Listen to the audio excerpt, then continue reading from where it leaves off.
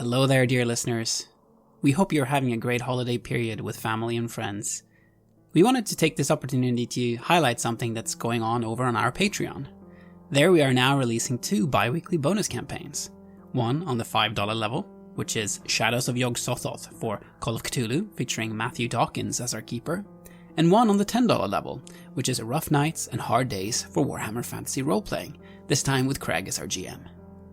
By backing us on the $10 level, you will thus be getting one extra Patreon exclusive episode of Red Moon Roleplaying every week. So one week it will be Call of Cthulhu and the other Warhammer, and so on. To give you a taste of Rough Nights and Hard Days, we would like to present you with the first episode of that series right here. Do enjoy, and if you like what you hear, do check us out on Patreon by following the link in the show notes. You won't just be getting additional Red Moon Roleplaying content to listen to, but this is also what keeps the show going, and what makes it possible for us to continue to create actual play content for you to enjoy.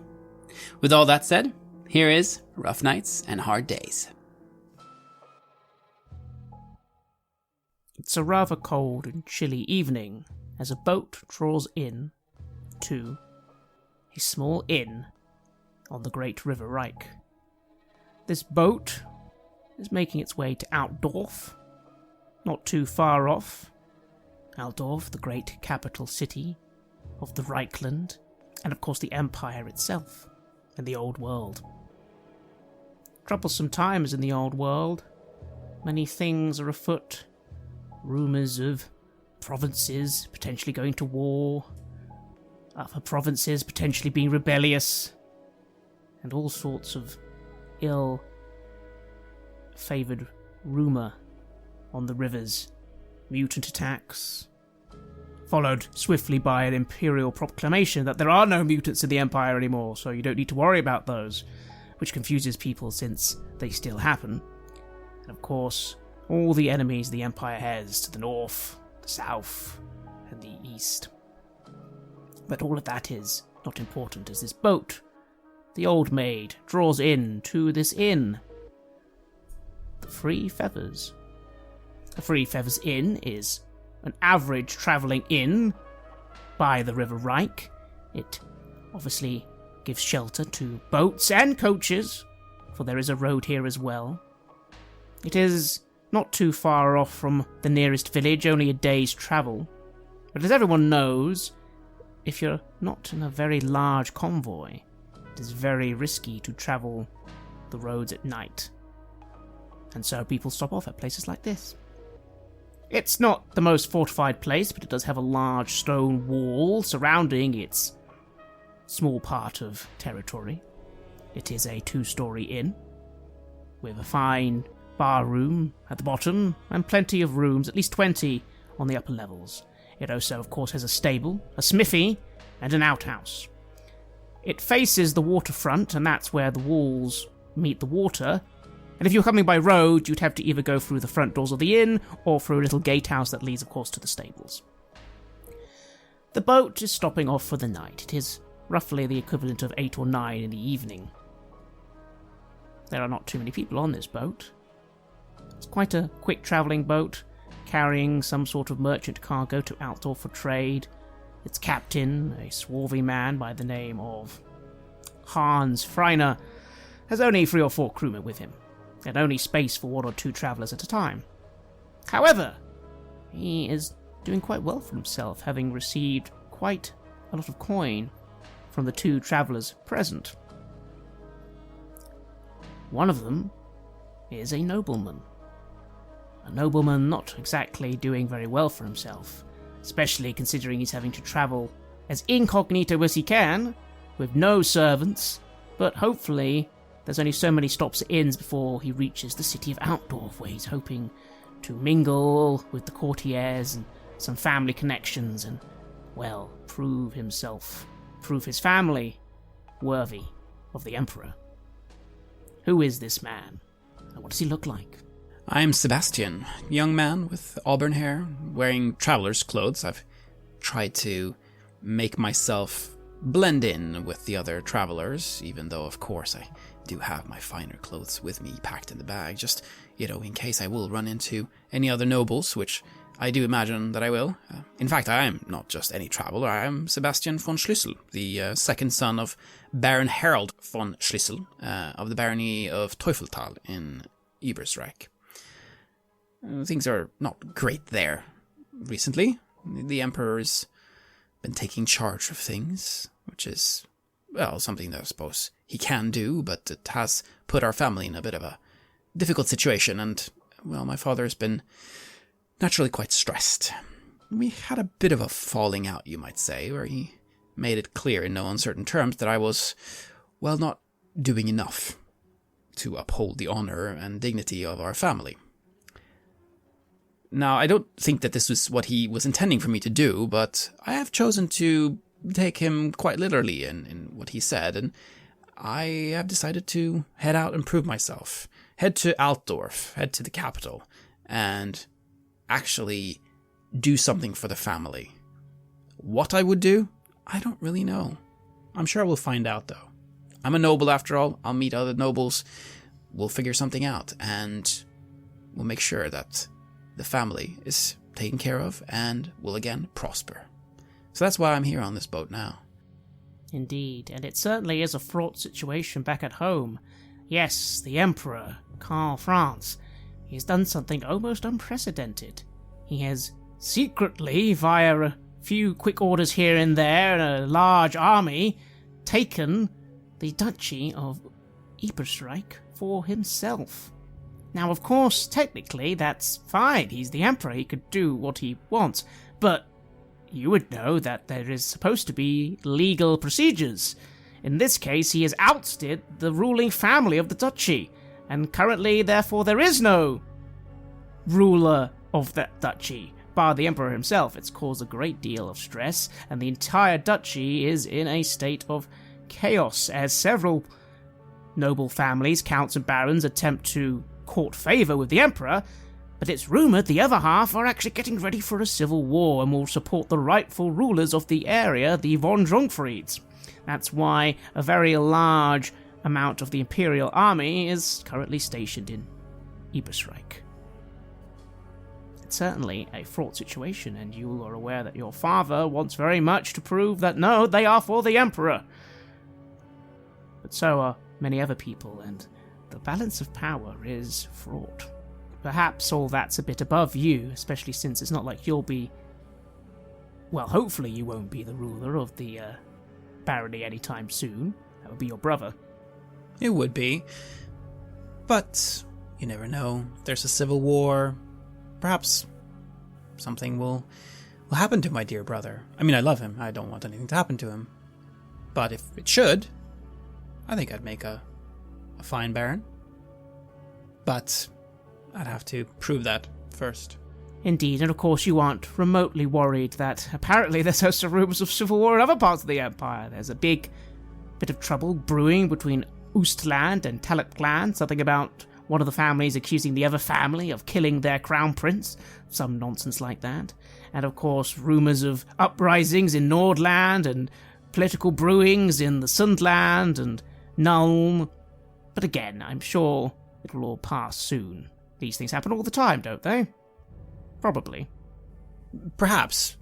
But it's like when you play one of those board games with all the different characters facing off against each other. Sometimes someone ends up pushing the table and the pieces fall down, and then you forget where they were originally. You have to put them back. And that's your opportunity to put your pieces in a favorable position. And that's what I intend to do for both our family and for myself. War is an opportunity. Indeed. You're not alone on this trip, though. Perhaps you were hoping you would be alone, but you have been sharing the boat with someone for a few days. And that person was on the boat since Kemperbad, which is a fine town, again, further east along the River Reich.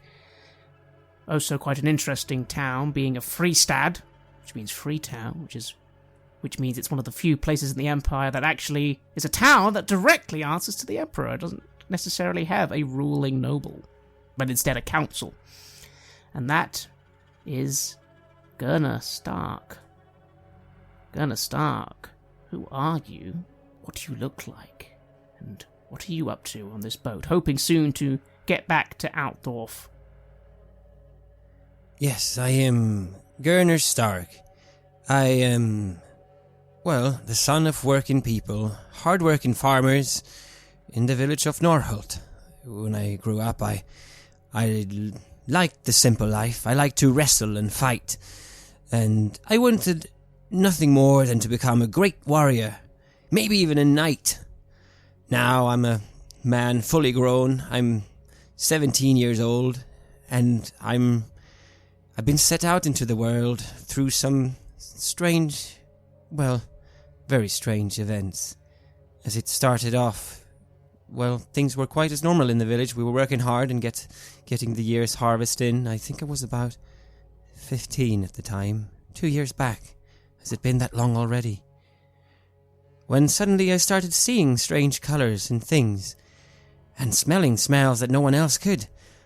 At first, I figured it was a good sign, perhaps something that meant that I could develop something that no one else could. Maybe I could become a good tracker or hunter or something else, but then talk started spreading very quickly. And then, in the night, I was woken up by my grandfather. The one that had actually been out in the world. He would be part of the Empire's armies once. Now, he looked frightened. He'd packed things for me. He said I had to get out. He said I was going to find one of the colleges in Altdorf. I had to study, put my powers to good use. I scared myself, thinking, what powers? I don't have any powers. But as it turned out, well, I did. Something was happening inside of me. Indeed you did, and your dear grandfather. Yes, once a knight himself, a knight of the Blazing Sun, even. A very, very powerful and popular order of knights. Well, he rode you away in the night, without a single word to your family. No, you haven't seen them since. After all, you were told that you were a witch. But that was not the end of you necessarily, for witches who reveal themselves and go to the colleges and pass the initial tests can become wizards, and then you are able to serve the Empire, and you will not be burned at the stake. Yes. It was quite a journey getting into the city. Many strange meetings and happenings along the way. But eventually, well, once when I got there, I thought things would be simpler. But then I got tossed between college to college. I thought I'd found one that seemed promising, and the Bright College. But then people started taking me to other places, saying I was meant for something different. And before long, I found myself in a rather, well, not very interesting looking building, almost decrepit-like. And they said, this is the Grey College, and this is where I was taken on to become a apprentice as a Magister Vigilant. Said I was, with the skills that I had, with being a bit more brawly and being ready for a fight, well, that, along with the spark, would make me a perfect wizard hunter, though they didn't call it that. No one would like to call it something like that. No one actually talks about them, really. And so I studied under one of the magisters who himself, secretly, was one of these, well, Magister Vigilants. And then he was sent out on a mission, and I was told that there was no one there to tutor me for a while, and I couldn't be spending my money that I hardly had any left. You are, after all, very soon expected to take your final test, which you will either succeed and be fully recognized as a full guild wizard, or fail and be executed. And this mission was a very simple one, considering you are just an apprentice. It was to travel as quietly and as stealthily as you could to the town of Kemperbad and simply look into a small local rumour the college had been hearing of. The rumour was that a local wizard of the area, a woman by the name of Eltka Herzen, was perhaps up to no good, perhaps not quite acting as a wizard should. And so you went and you did this. And honestly, you didn't find much, because by the time you got there, you heard that apparently they'd been missing from their home for some time, and no one had heard of them, and quite frankly, no one cared. Good riddance. No one really cares when wizards disappear. And so, you're on your way back to Altdorf to report that. That's all you had to do, just get a little status report. And hopefully soon you'll be back and take your final test. It's going to be very, very dangerous, you've been told. You will have to channel magic on command and control it. If there is even a hint that you cannot do this, well, your fate won't be pleasant. However, the good news is, being a Magister Vigilant, you have been told that you are needed to become that powerful a wizard. To be fair, they're also more concerned that are you a good spy, a good scout, a good person who can travel without drawing too much attention to themselves. How are you feeling about all that, Gunnar? Is this the life you wanted? It is very far from what I had intended for myself, or even hoped for myself. What I had intended, I suppose, was to live my life in the village, but what I hoped for was to one day become a knight, just like my grandfather. He's my great idol. What he did back then, Knight of the Blazing Sun, who wouldn't want that? No, I'm not really happy with the lot that I've been assigned, but I also know that it's one of the few ways that I could be kept safe, and, well, have people not put me up on a stake and burn me. Now, at least I have this. I have the license. I have the magical license. I'm allowed to do this. Though I know some people don't care about that either.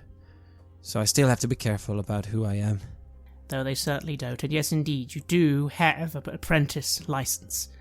This isn't a full one, of course. It does imply that you are currently the responsibility of your college, in a way that never really goes away. But you are allowed to be about, have books, and study. Although you would be aware that you're not actually supposed to cast at all, unless you are in dire danger, or it is vital to protect the Empire. And even then, you'll kind of be in a bit of trouble. You are just an apprentice. But hopefully not for much longer. Hopefully not for much longer. No. I've learned a lot. I've learned to channel the grey wind of Ulgu. Though, it's hard. It's so hard, and I am nervous about it. Though I have done better than some in my class. Well, who knows how it's going to be. I suppose it's just one thing after the other. I'm going to believe in myself because I know my grandfather does, if he's still alive. How does it feel to channel that grey wind as well? You were told that the winds themselves can carry certain emotions, certain feelings, and apparently this one, which you have to admit, is starting to become familiar to you, much more familiar than any of the other colours did, although you can, of course, as a wizard, perceive them still, for there are several colours of magic. The grey wind seems to be yours. A cold wind, a dark wind, a wind that whispers on the air, a wind that hides and deceives. Is this affecting you as a person, do you think? I know that it has affected many people that manipulate the different winds in different ways. Having the sight, I can see all of the winds, but very rarely so. I mean, they are usually just faint traces, and some of them, I suppose, I will be lucky if I never see. The grey wind is heavy, thick. I thought at first maybe manipulating shadow and that would be easiest when the sun was at its highest and you saw the shadows at its strongest, but turns out, no. Easiest way is when you're in an absolute grey day, preferably in a mist, and it feels just that way. It feels moist and slippery. It feels like it's at any second going to just fall through your hands. And I don't know what it means that this is the one that I am to be assigned to. Because now, having been able to channel this one, I know I can never start to channel any of the others. Indeed, you have been told that it's not impossible. It's actually very doable. But to do so will channel dark magic. Dar energy. Humans apparently cannot really handle more than one wind at a time. That's at least what the elves have told the colleges. And any attempts to do so will simply mean they all blend together. And Dar energy is the energy of, well, corruption and terror, fear. And eventually, even though it may seem easy, it will consume you. And you will either become what you've been told, a wild witch, a necromancer, or, worst of all, a servant of the ruinous powers. And so, this is your wind, and you will master it and learn it, and vow to never touch anything else. Yes. And I will succeed at that. I'm sure of it. This all has a meaning. It's meant for something. Even if it means that I'll slowly be gaining the marks of Ulgu. Even that would just be a blessing compared to the worst things that could happen. Oh yes. Worse things than being burned at the stake. You could become a servant of the ruinous powers, your soul forever destroyed, your body a host of demons, and you the head of a horrible power that seeks to destroy everything. At least that's what you've been told. You, of course, have never actually seen anything like that. You were from a small village, after all. Oh, yes, of course. No. Now it's just trying to learn as much as I can and pick up on the other rumors that I hear of what things that exist out there. Some of the fellow students, they whisper that a lot of our magisters actually venture out and research rituals being cast by mutants, learning how they manage to cloud people, fooling them that they're not there, and the Empire says they're not there, and yet I can't throw those rumors away. What if they're casting some heavy fog upon us, and that too is of Ulgu? I have to put that aside, of course, but I don't know, it's kind of fascinating, really. Oh, it certainly is. But perhaps for tonight the pair of you can relax.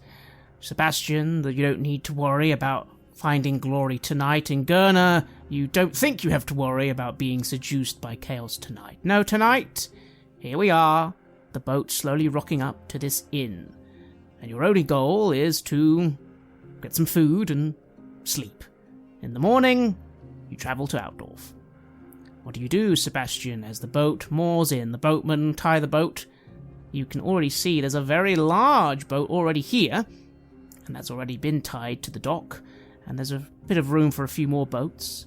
You can see the inn seems lively, quite busy, and you can see some servants running back and forth even out here. Again, you're coming from behind the inn, so you're not at the main entrance, but you believe that's how it's supposed to be for boats. I walk up to the side of the boat. I don't know anything about boats, really.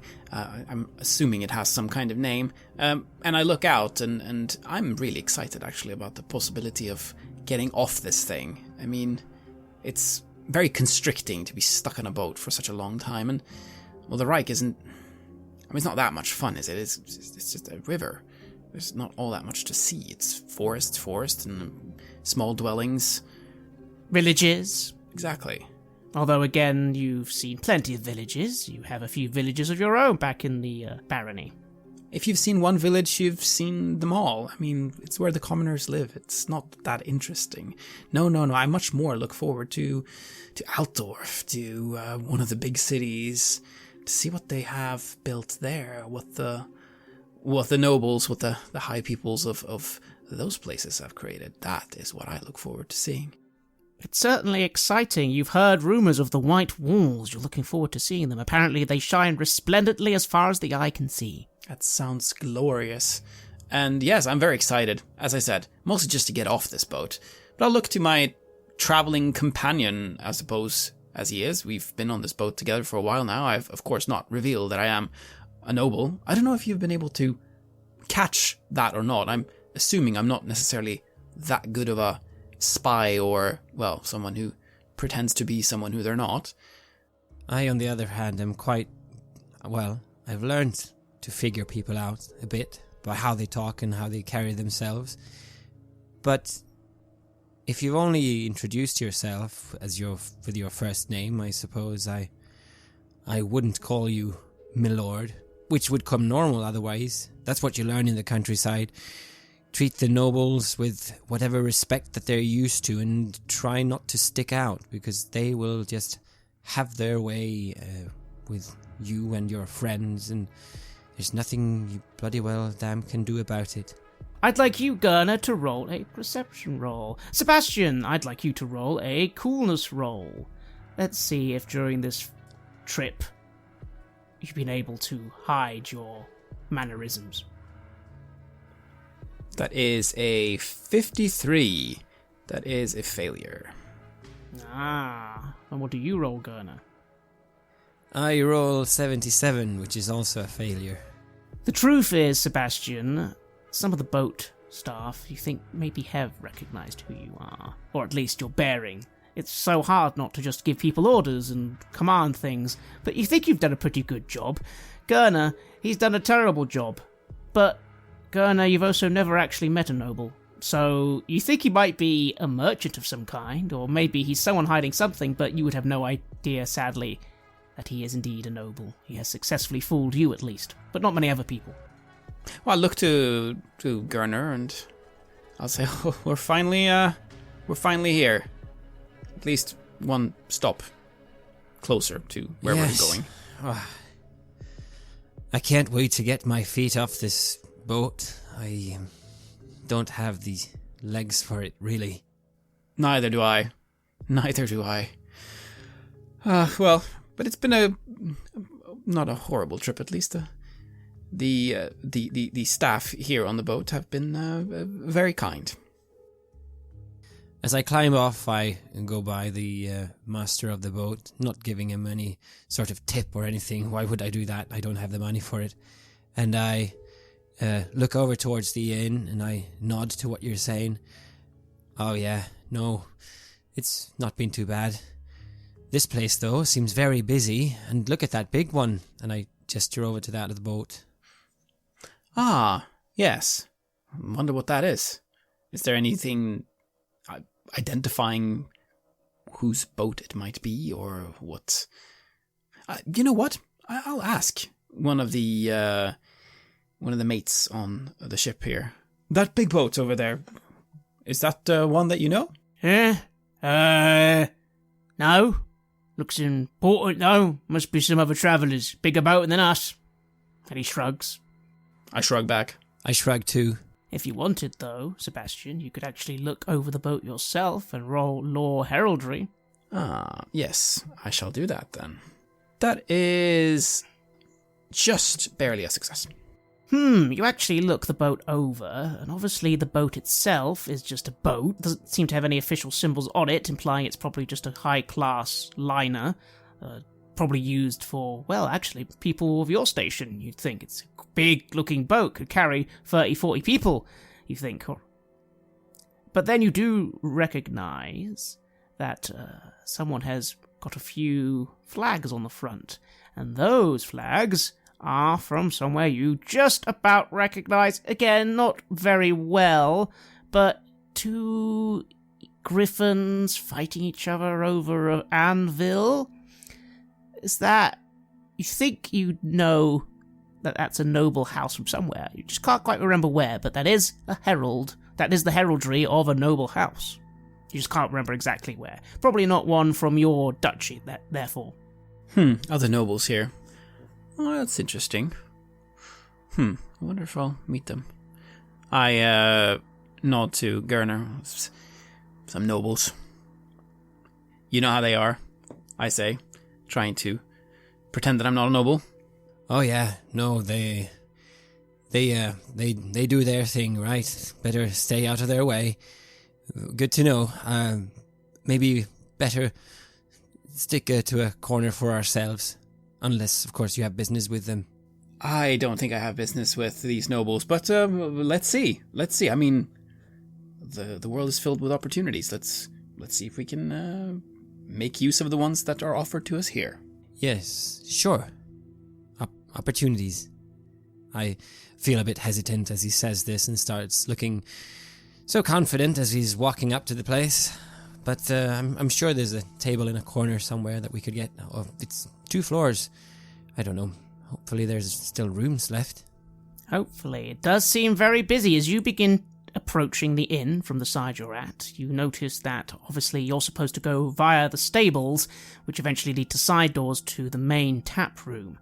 And there are a great deal of servants here. There's about 10 people just rushing back and forth, carrying crates and various cases of, well, you don't know what. It could be anything. There's a bunch of horses as well, stocked up and in the stables.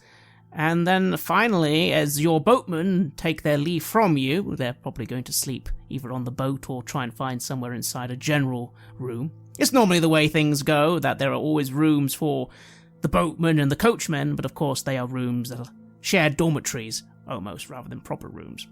It's part of the job. A large man begins approaching you, wearing an apron and sort of directing a few people near him who also seem to be wearing the smocks and hats of tavern staff. Ah, sirs, hello, so sorry, taking, no, Bermuda, not there.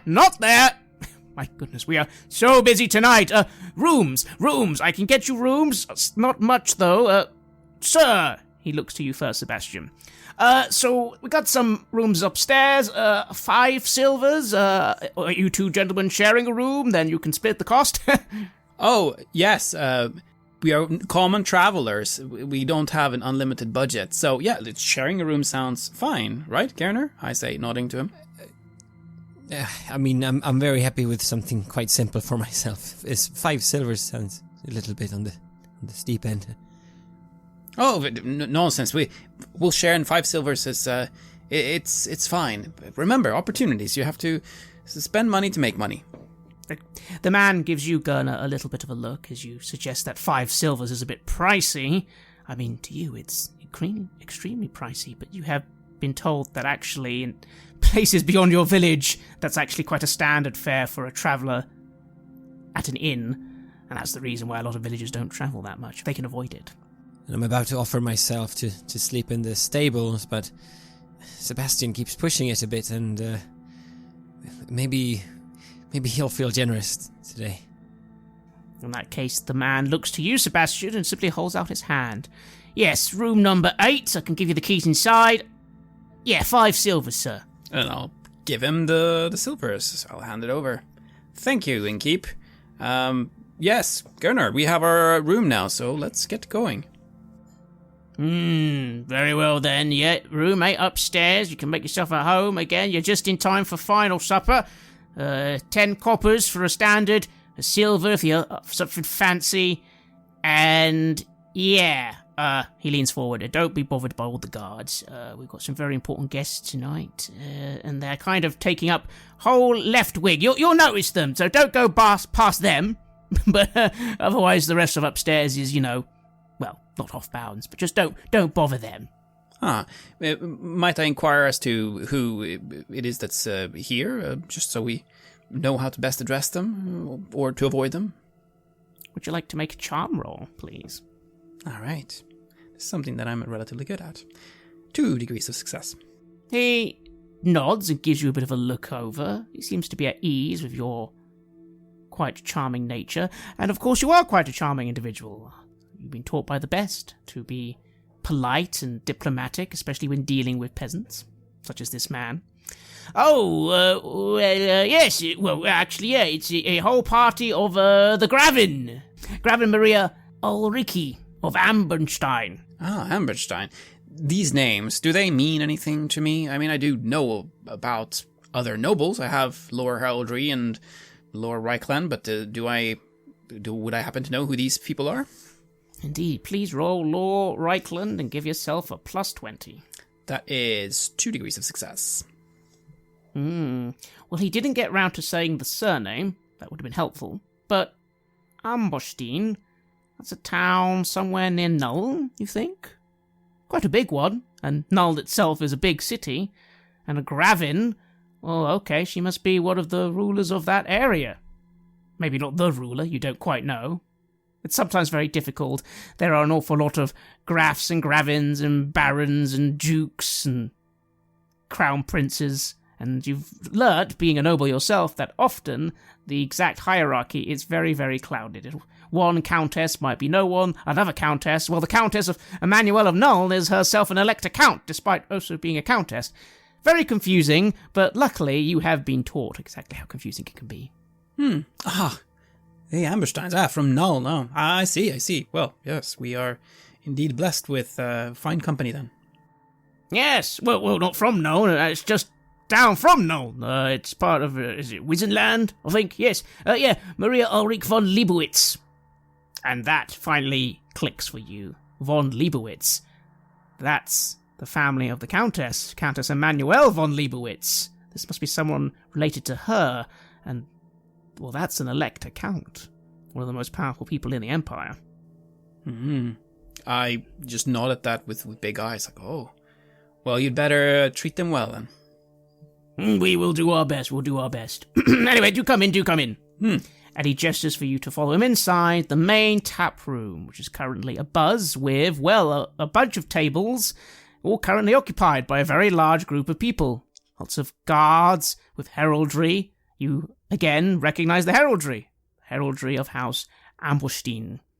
And seated there in the middle is a very important-looking woman. You will see this as well, Gunnar. To you, Gunnar, this is worrisome, troublesome. This is a very important person. You must make sure to stay out of their way. You could get arrested, you could be killed, you'd have no idea what happened. To you, Sebastian, well, you are undercover in a way, but actually this is amazing, wonderful. Here is a full noble. A very fine-looking noble indeed. She's a young woman, probably in her early 20s, short blonde hair, a great big dress on, full of the symbols of her house, and surrounded by guards, maids, and, well, an old-looking man with a silly powdered wig on. But you think, yes, must be a lawyer. They always wear those silly wigs. You've heard of that. Oh, yes, we have our own, don't we? You certainly do. Well, I am undercover. I'm not really here to necessarily interact with these folks. It might make the rest of the trip a little bit troublesome. That would be how I would feel, right? Or would there be some reason to try to get something from this opportunity? Well, you might have felt that for anyone else, but von Liebowitz, this person is somehow related to an elector count. Could they be your opportunity? You don't know. This is risky. On one hand, this could be an amazing opportunity. On the other hand, it could be a complete waste of your time. But sadly, you have no idea at this point. But one thing's for sure, they have a very large retinue with them. I might have to whip out my fine clothes and reveal who I am. This is perhaps the time to do it. Well, come, Gunnar, let's get settled in our room, then put our belongings there, and I think I'm going to have a change of clothes. Yes, all right, of course. I myself try to be discreet, not to look too long at anyone, and just be a small presence in this, well, big company that's being in the room. I take notes, however, of all the names. I have been, well, strictly instructed by the college to always take notes of nobles and who is moving where and who is talking to who, because you never know, there might be some valuable information that they could want as I come back. House Ambostein. Yes, this is a Gravin, which is a very high-ranking title. Maria Ulrike von Liebowitz of Ambostein. Now, you're not entirely sure where that is, but you do know that Gravins are important. And she does look important. She has a whole bunch of servants and guards. Yes, well, I do note it down from the innkeeper revealing it to my companion, of course. But doesn't mean necessarily something to me. I'll just pass it on later. So, the two of you are now in the tap room of this inn, the Three Feathers. What do you do? Well, yes, as I just said, the belongings need to be placed in the room, and I'm going to go change clothes, because I'm going to appear as a noble now. There's no way that the Graven would have any time for me at all if I showed up in my traveler's clothes. However, if I had my fine clothes on, not necessarily my courtly garb, that would be a little bit too much, but my fine clothes and all the other sort of symbols of the fact that I am a noble, she might just, well, at least take time to have a greeting and to perhaps a little bit of small talk, and then you can see what comes out of that. Opportunities again. Very well then, what about you, Gunnar? You notice Sebastian wants to head upstairs to his room, which it seems you're sharing. Do you wish to go with him? Well, we're going to have a simple meal, aren't we? I mean, I will go with the simple version, of course. And, yeah, well, I suppose we could just put our things in the room for now. But whatever plans he has outside of that, my first instinct is to just hunker down, get this night over with, so we can get back the next day, but I don't think the people at the college would look very favourably upon someone who just stays out of the way. I know I need to always gather information if I can, however insignificant it may seem.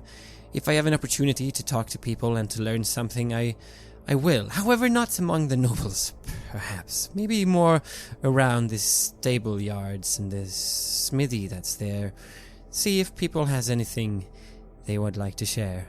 The pair of you head to your room, upstairs. Again, the upstairs of the inn is shaped a little bit like two L's, so there's a left wing and a right wing, you could say. As you approach your room, room number 8, which is to the left of the stairs that go up, you see many doors. Again, there are lots of rooms up here. And yes, there they are, Sebastian. Just as you're turning to your room, you see just going around that corner and leading to possibly another 6 rooms or 7, 2 guards lazily sort of watching you. But as you go to your room and present your key, they don't bother you. That must be the wing that is rented out by the Graven. Makes sense. Well, as we get into the room, I will address Gunnar then. Now, Gunnar, there's something that I have not said, but you might have been able to figure it out. I've tried to hide it, but it's difficult to hide some things like that. I sit down on my bed and feeling the material of it. So, I'm a noble, actually. Not like a really serious one necessarily, not some elector count or anything like that, but my family is actually well, my father is the Baron of Teufeltal over in Ebersreich, and I'm the second son, which means that I don't get to become the Baron, and that's why I'm here.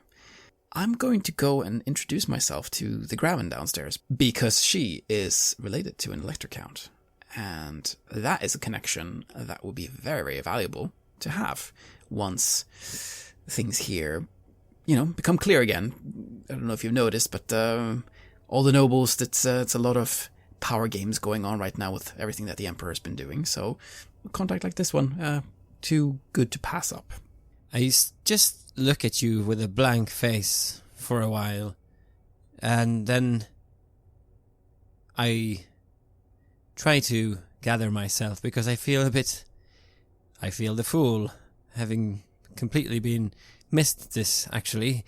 And I say, my lord, I'm so sorry, I didn't realize. Of course I would have, if you just said, or I should have understood that, then I would have perhaps don't not worry spoken about so freely about it. It's entirely my fault.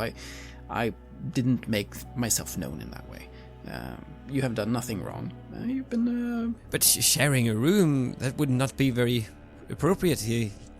You must want your own, for sure. It would be nice, of course, but it is okay. And anyways, I shouldn't spend all the money I've brought with me on rooms.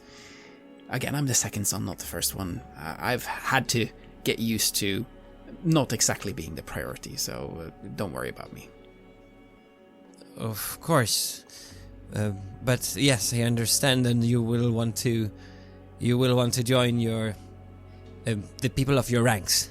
I'll be out of your way. Don't you worry about me. And you don't have to be out of my way. You could join me. I mean, she has servants. You could appear as my servant. I'm not going to say. I'm not going to demand that you be my servant or anything like that. But you could appear as that. That would be perfectly normal. And I stop for a second. Servant.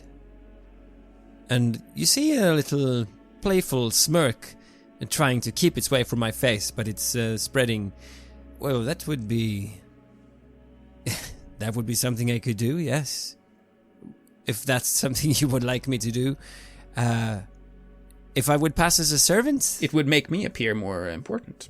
It's always good to have help with you, And you look capable, that's right? Good point. Certainly, I think I could do this. I think I could play the little trick. But if I do anything wrong, you'll let me know, yes? No, I might have to discipline you in front of the Graven. It wouldn't be personal, just, it's the whole game that the nobles play, right? I nod slowly, not loving the idea of being disciplined, like I've been so much at the college already. The places I've had to scrub. Nothing that I'd ever want to think of again. But this is interesting. And I think also a good lesson for myself, actually. I need to be able to play these different parts. I need to be able to blend in. It would be part of what I will eventually do. Well then, shall we? Well, of course, milord. Whatever milord requires. I smile at that. You're getting the hang of this. And so you begin to put on your fine noble clothes. Sebastian and Gunnar, it seems, yes, you are part of this little scheme. It doesn't seem too dangerous if you think about it, just pretending to be a servant for one evening. Who knows what gossip you'll hear. And you, Sebastian, well, maybe this is your moment. Maybe you're going to find out something. You have no idea what, but something that will, well, maybe you'll be friends. Maybe you'll be dining with an Elector Count before the day is done. Somehow, maybe. Noln's quite far away. That it is. But every journey starts with a first step. And so, fully dressed and with a deal made, the two of you begin to head back downstairs, hoping for the evening to be very interesting indeed.